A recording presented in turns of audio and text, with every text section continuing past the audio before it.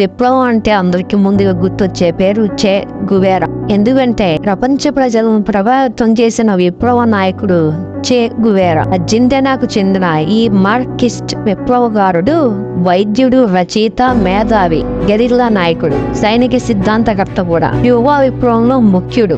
ఆయన అసలు పేరు ఎర్నెస్టో చే గువేరా. ఈయన 1928 జూన్ 14న అర్జెంటీనాలోని రొసారియాలో జన్మించాడు. ఆయనకు ఆస్తమా వ్యాధి ఉండేది. ఆ వ్యాధితో బాధపడుతూనే విప్లవాలు, పోరాటాలు చేశారు. లాటిన్ అమెరికా పర్యటన సమయంలో అక్కడి పేదరికం చూసి చలించిపోయారు. దీనికి కారణం ఏంటని చూడగా ఆర్థిక తారతమ్యాలు, ఏకస్వామ్య పెట్టుబడిదారీ వ్యవస్థ, నూతన వలసవాదం, సామ్రాజ్యవాదాలని తెలుసుకున్నారు.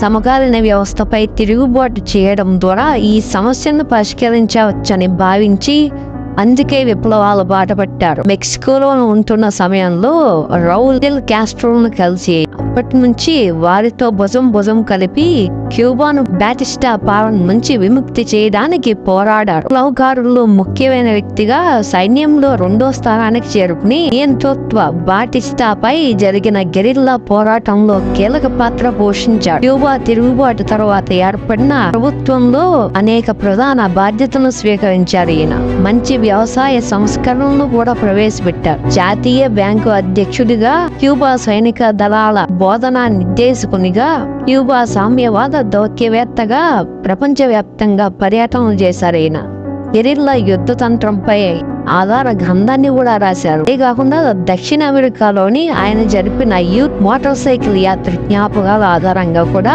పుస్తకాలు రాశారు. గువేరా 1965లో క్యూబాను వదిలి కాంగో, కిన్షాసాలోను, బొలీవియాలోను యుద్ధాలను నాయకత్వం వహించారు. బొలీవియా యుద్ధంలో పాల్గొని 1967 అక్టోబర్ 9న అక్కడి సైనికుల చేతికి చిక్కి కాల్చివేతకు గురయ్యారు. తాను పుట్టిన దేశాన్ని వదిలి ప్రపంచ పీడితుల పక్షాన వివిధ దేశాల్లో పోరాటాలు చేస్తూ అసువులు బాసిన ఆధునిక విప్లవం మీద తనదైన ముద్ర వేశారు చే గువేరా. మీలో ఎంతమంది చే గువేరా ఇష్టపడతారో కామెంట్ చేయండి.